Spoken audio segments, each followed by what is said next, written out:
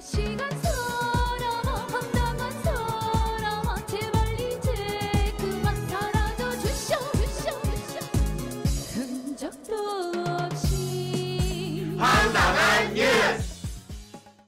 안녕하세요. 황당한 뉴스 시작하겠습니다. 저는 주권방송의 이동훈 기자입니다. 저는 이형구 기자입니다. 이번 주에 들어와서 황교안 대표와 자유한국당 의원들이 여러 가지 말들을 하고 있어서 저희 방송거리를 계속 만들어주고 있습니다. 네. 오늘 어떤 소식입니까? 황교안 대표가 이런 말을 했습니다. 네. 대안은 자유한국당밖에 없다.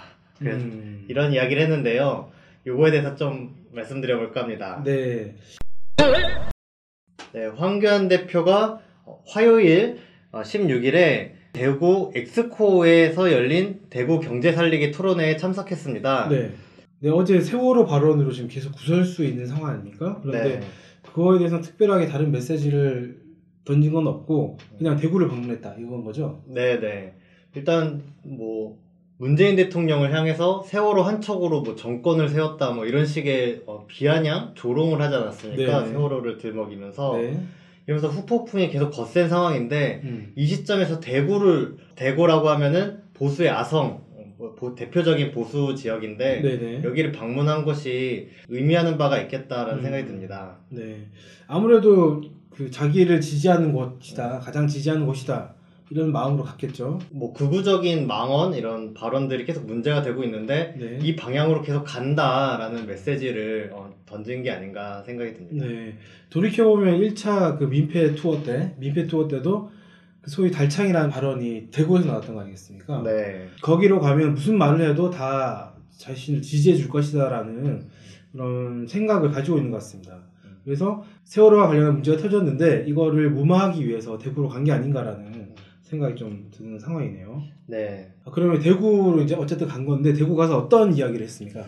네. 가서 한 말도 문제인데요. 네. 첫째로 근로시간 관련해서 뭐 이야기를 했습니다. 네. 황교안 대표가 근로시간을 제약해서 일하지 못하게 하고 최저임금을 너무 높여놓으니까 소상공인들이 너무 큰 비용을 지출해 문을 닫고 있다면서 어려운 사람들을 도와주겠다는 소득주도 성장 정책이 결과적으로 어려운 사람들을 더 힘들게 하고 있다라고 이야기를 했습니다. 그러니까 근로시간을 제약했다는 건 52시간을 얘기하는 것 같은데 네. 보통 사람들이 그런 거 있잖아요. 소득만 어느 정도 보장이 되면 많은 시간을 노동을 할 그런 생각이 없지 않습니까? 가능하면 그렇죠.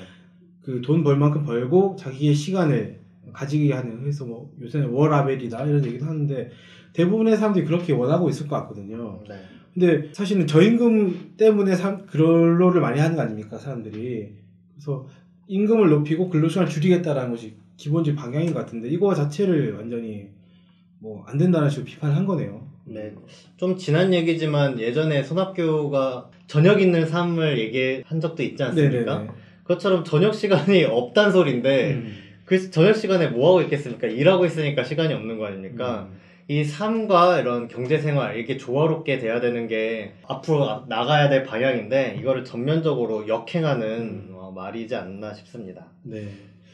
그래서 사실은 이제 최저임금 때문에 소상공인들이 어려움을 겪고 있는 건 사실이긴 한데 최저임금보다 더 큰 문제들이 있는 거잖아요. 소상공인들을 힘들게 하는 게 뭐 임대료라든지 아니면은 프랜차이즈에 지불한 로열티 같은 거 이런 것들이 상당히 큰 부담이 되는 것이고 그다음에 대기업에서 중소기업 쪽으로 돈이 안 내려오잖아요. 이제 이러면서 중소기업들도 이런 뭐 월급 주는 것에 부담을 느낀다 이런 얘기가 나오는데 결국 위에 고여 있는 자본 돈들이 이제 내려와서 이 문제들을 해결해야 되는데 그런 생각을 하지 않고 밑에 돈이 없는 사람 보고 너 돈 없는데 왜 이 사람 보고 돈 더 주라고 하는 거야 이런 식으로 을끼리 싸움 붙이라고 하는 거죠. 네. 갑과 을이 싸워야 되는데 이런 식으로 계속 지금 몰고 가고 있다.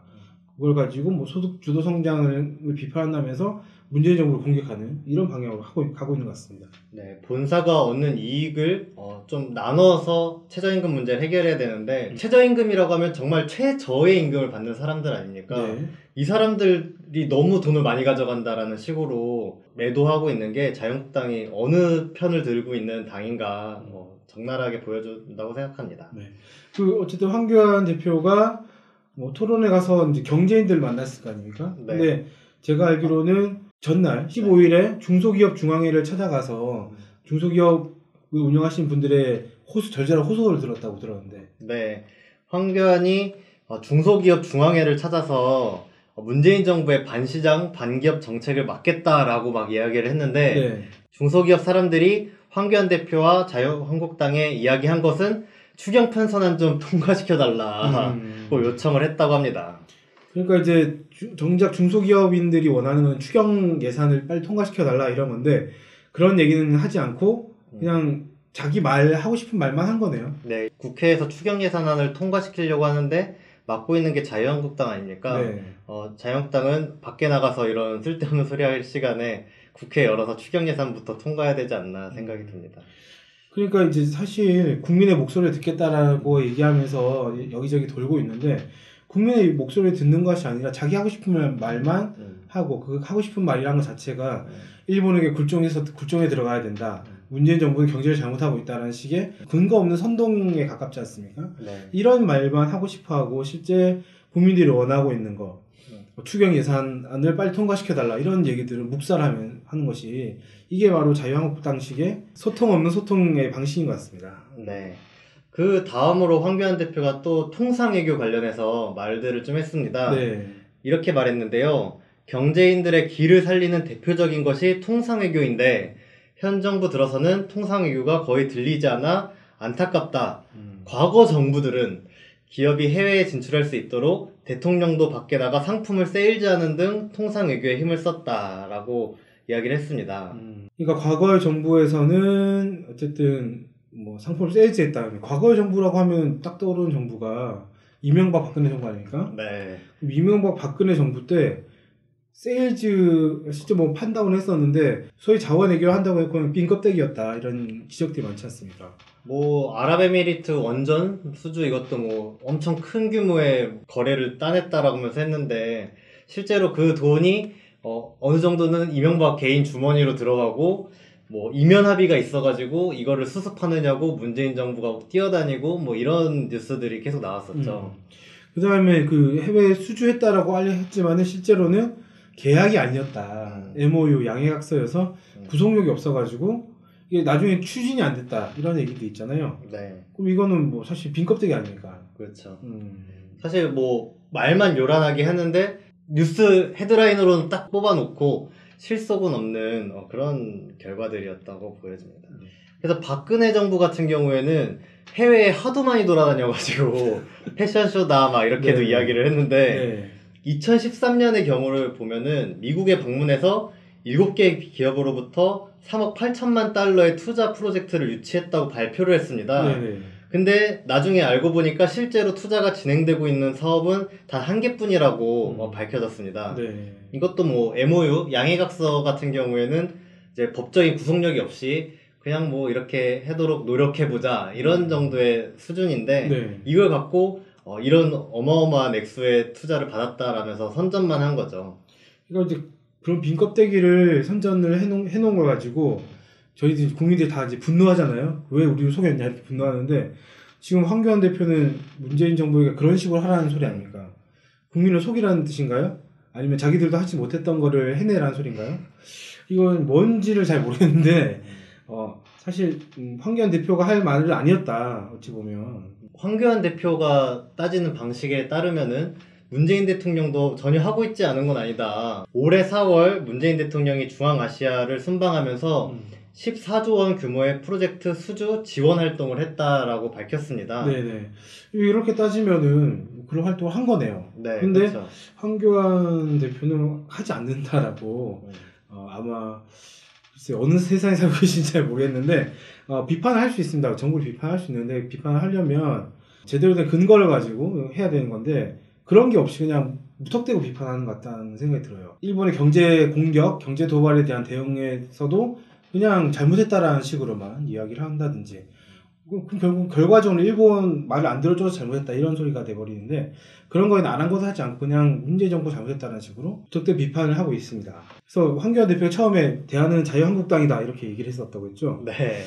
근데 그 아무리 봐도 지난 정부 그다음에 지금 하는 모습 이런 걸 봐도 대안으로서 역할을 전혀 못하고 있지 않는가 이런 생각이 좀 드네요. 자유한국당이 3년 전까지만 해도 집권하고 있었던 사람들 아닙니까? 네네. 그래서 이명박 박근혜 정권까지 해서 10년 가까운 시간 동안에 친기업 반서민 정책으로 서민 경제를 파탄내버린 경제 판타 주범 아닙니까? 네네. 이제 와서는 이제 대안이다라고 하는 게 어처구니가 없는 발언 아닌가 싶습니다. 그 대안이라고 하는 게 사실 10년 동안 친기업 반서민 정책으로 해서 서민 경제를 힘들게 만들었던 바로 그 방법이잖아요. 오히려 네.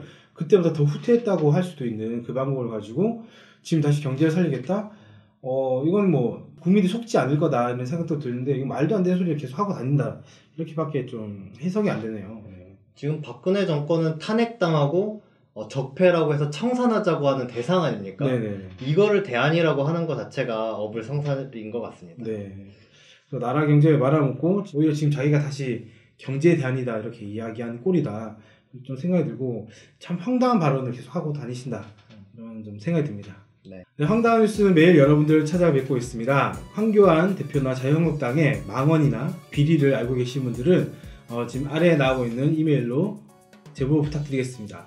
여러분들의 많은 관심과 제보 부탁드리겠습니다. 오늘 방송 여기서 마치겠습니다. 감사합니다. 감사합니다.